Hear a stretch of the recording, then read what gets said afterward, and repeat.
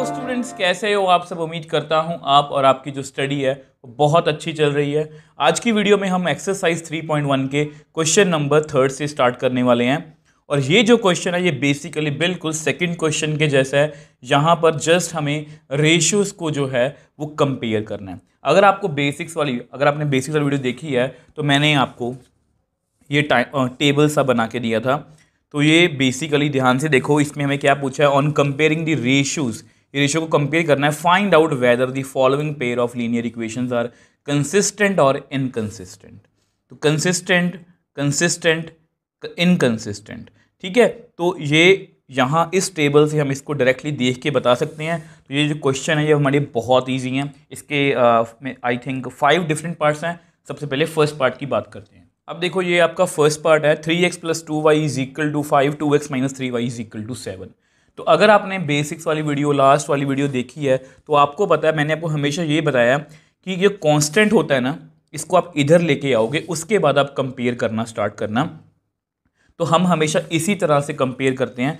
तो सबसे पहले फर्स्ट इक्वेशन लिखते हैं, 3x + 2y - 5 is equal to 0। तो अगर इसको हम कंपेयर करें तो किसके साथ करेंगे, a1x b1y + c1 is equal to 0। तो कंपेयर करके हमारे पास a1 की वैल्यू आप मेरे को बताओ कितनी आई, 3, b1 की value yes very good 2, c1 की वैल्यू यस -5। कभी भी हमने प्लस नहीं बोलना क्योंकि यहाँ पर माइनस है तो यहाँ पर -5 आएगा। अब सेम वे से इसका second equation 2x - 3y - 7 is equal to 0।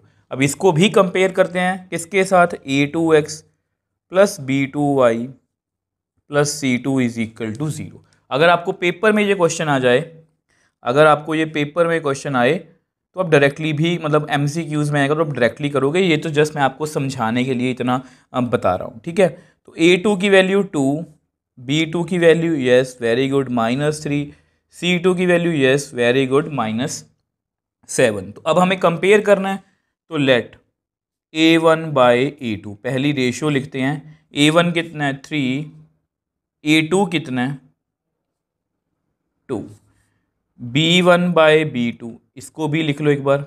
b1 कितना है 2, b2 कितना है -3, c1/c2 ये कितना है -5, ये कितना है -7। कुछ कट हो रहा हो तो हमेशा कर दिया करो। तो मैंने यहाँ पर इसको जो है वो कैंसिल आउट कर दिया, तो मेरे पास 5/7 आ गया। वैसे देखा जाए तो ये पहली दोनों रेशियोज जो हैं which implies 3/2 not equal to 2/-3, therefore a1/a2 जो है वो b1/b2 के इक्वल नहीं है। और जब भी ऐसी सिचुएशन आती है, आपको पता है जब भी ऐसी सिचुएशन आती है ये इक्वल नहीं है, वन सोल्यूशन है, इंटरसेक्ट नहीं है, हमारे काम के नहीं है इस क्वेश्चन में। तो कौन सा पेयर है वो, कंसिस्टेंट पेयर। आई होप इसमें आपको कोई भी दिक्कत नहीं आई। अब देखो नेक्स्ट पार्ट की बात करते हैं। तो सेम वैसा ही क्वेश्चन है, 2x - 3y, आपको पता है इसको मैं इधर ले आऊँगा इज इक्वल टू 0। तो इसको किसके साथ हम कंपेयर करेंगे आपको वो भी पता है। अब तो आपको सारे स्टेप्स आते हैं, a1x b1y + c1 is equal to 0। और अगर हम इनको कंपेयर करेंगे तो मेरे पास a1 की वैल्यू यस 2, b1 की वैल्यू मेरे साथ साथ बोला करो -3, c1 की वैल्यू यस -8। तो नेक्स्ट पेयर है 4x - 6y - 9 is equal to 0। तो इसको भी कंपेयर करते हैं, a2x b2y + c2 is equal to 0। तो अगर हम इन दोनों को कंपेयर करेंगे तो a2 की वैल्यू यस, b2 की वैल्यू यस -6, c2 की वैल्यू -9। अब आपके सामने रेशियोज लिखते हैं। ये बेसिकली क्वेश्चन ही हमारा वही है, 2/4 b1/b2 कितना है -3/-6 c1/c2 -8/-9। जो कुछ कट हो रहा है तो उसको कट कर देते हैं। तो यहाँ पर ये कट हो रहा है, ये भी कट हो गया, 3 × 1 = 3, 3 × 2 = 6, यहाँ पर ये कट हो गया, तो मेरे पास रह कितना गया 1/2, 1/2, 8/9। तो मुझे क्लियरली दिख रहा है कि ये दोनों इक्वल हैं और तीसरा इक्वल नहीं है। तो देयरफॉर ये कौन सी सिचुएशन आ गई, A1/A2 is equal to B1/B2 not equal to C1/C2। और अगर ये आपस में मतलब कि ये सिचुएशन में है तो आपको पता है ये कौन सा पेयर है, इनकंसिस्टेंट पेयर। आई होप ये भी आपको अच्छे से समझ में आया। अब देखो नेक्स्ट थर्ड पार्ट की बात करते हैं। अब इसमें जो है नंबर्स जो हैं वो फ्रैक्शन में हैं, ठीक है। तो इससे हमें घबराना नहीं है। सबसे पहले तो इसको जो है सब कुछ लेफ्ट हैंड साइड में लिखते हैं, ठीक है, कुछ इस तरह से। अब इसको कंपेयर करने से पहले आपको याद होगा मैंने आपको ना ग्राफ वाले क्वेश्चंस के लिए कुछ टिप्स एंड ट्रिक्स बताई थी। तो मैंने यहाँ पर लिखा था if any linear equation coefficients are in fraction then multiply with the number on both sides to remove the fractional part. वहाँ पर हमने इसलिए मल्टीप्लाई किया था क्योंकि ग्राफ पे वो पॉइंट्स लोकेट करना मुश्किल होता है फ्रैक्शन में। तो यहाँ पर मैं इसलिए बोल रहा हूँ क्योंकि बाद में अल्टीमेटली हमें इस रेशियो को सॉल्व करना है, तो इसको अगर आप पहले ही कर लो तो वो ज़्यादा अच्छा है। अब देखो कोई ऐसा नंबर ढूंढो जिससे नीचे वाले नंबर्स डिनोमिनेटर जो है वो ख़त्म हो जाए। 2 और 3 हैं, 2 और 3 के टेबल पर 6 आता है, तो 6 से हम ऐसा करके इसको मल्टीप्लाई कर देते हैं। तो मल्टीप्लाई बोथ साइड्स बाय, कुछ टीचर इसको बाद में करवा देते हैं, वो भी सही है, बट मुझे लगता है कि इसको पहले ही सॉल्व कर दिया करो। Multiply both sides by 6। तो देखो हमारे पास कितना आएगा, कुछ ये सिचुएशन आएगी हमारे पास।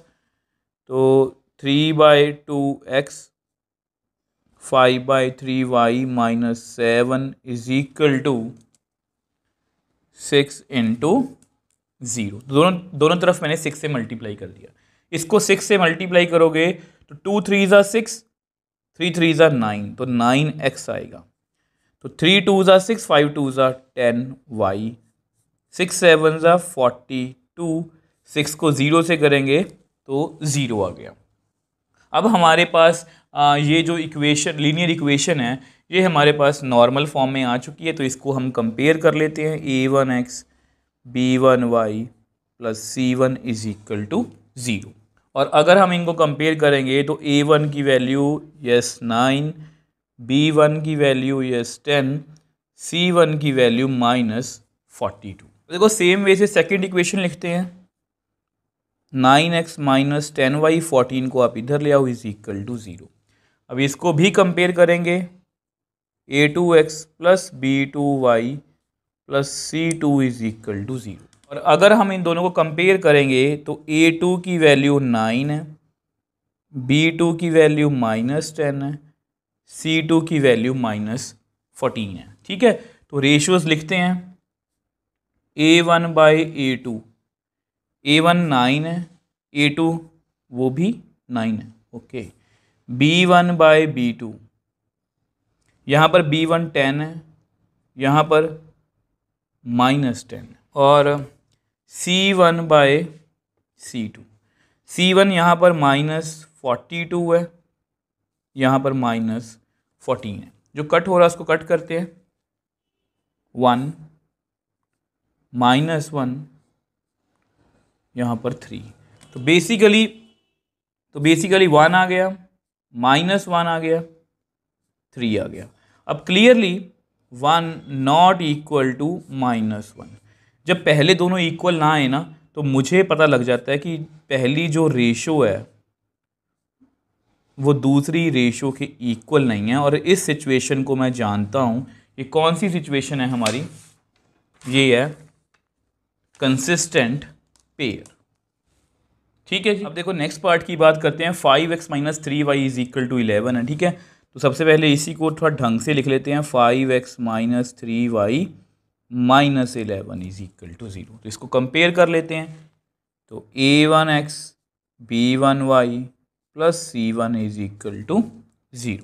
और अगर इन दोनों को कंपेयर करें तो A1 कितना आ गया 5, B1 कितना आ गया -3, C1 कितना आ गया, यस वेरी गुड, -11।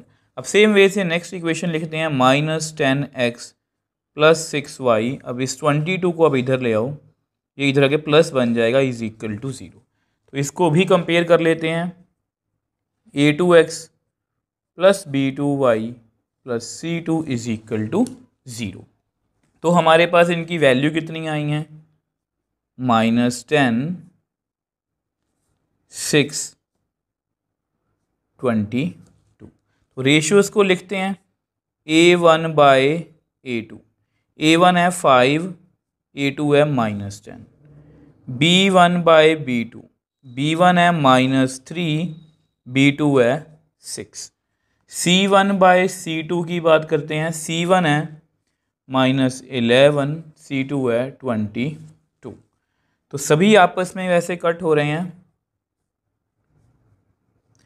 ये भी सेम वे से कट हो रहा है। तो मेरे पास कितना आंसर बचा यहाँ पर, -1/2, -1/2, -1/2।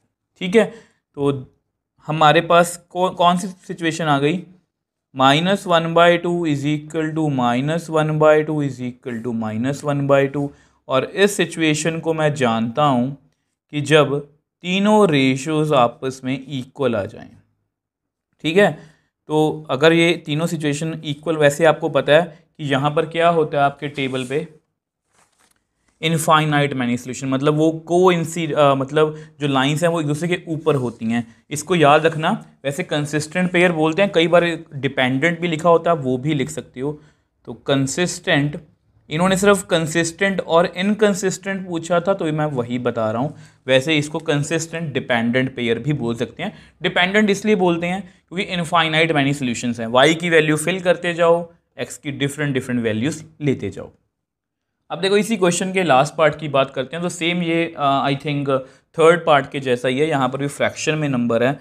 तो सबसे पहले वही लिखते हैं, 4/3x प्लस 2y, इस 8 को आप इधर ले आओ, इज इक्वल टू 0।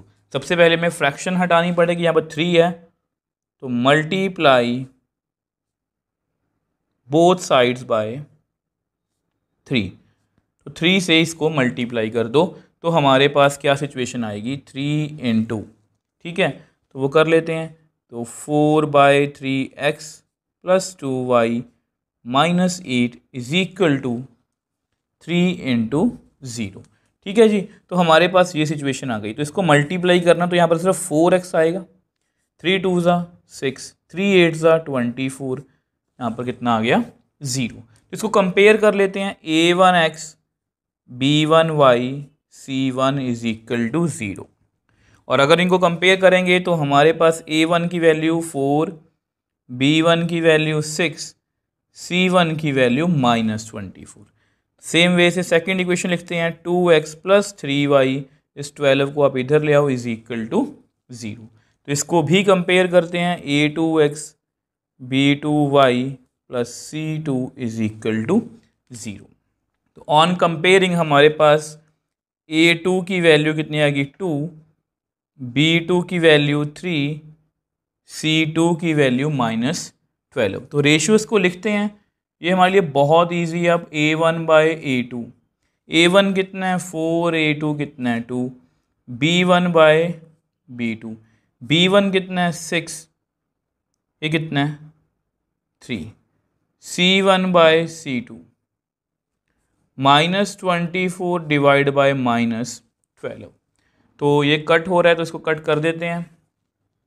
यहाँ पर 2 आएगा, यहाँ पर भी 2 आएगा, और यहाँ पर भी 2 आएगा। तो हमारे पास कौन सी सिचुएशन आ गई, 2 is equal to 2 is equal to 2, मतलब पहली ratio is equal to second is equal to third. तो ये तीनों रेशियोज आपस में इक्वल आ गई। तो इसको हम कौन सी सिचुएशन बोलेंगे, अभी अभी हमने किया है कंसिस्टेंट डिपेंडेंट पेयर या कंसिस्टेंट पेयर। आपको पता है इसमें लाइंस क्या होती है, कोइंसिडेंट, मतलब इनफाइनाइट मैनी सॉल्यूशंस। तो इस तरह से ये क्वेश्चन पूरा कंप्लीट है। अगर आपको फिर भी कोई डाउट है तो आप मुझे नीचे कमेंट बॉक्स में लिख सकते हो, मैं हमेशा आपका डाउट क्लियर करने की कोशिश करता हूँ। अगर आपको वीडियो थोड़ी सी भी हेल्पफुल लगी है तो वीडियो को लाइक कीजिए, शेयर कीजिए और इस चैनल को सपोर्ट कीजिए।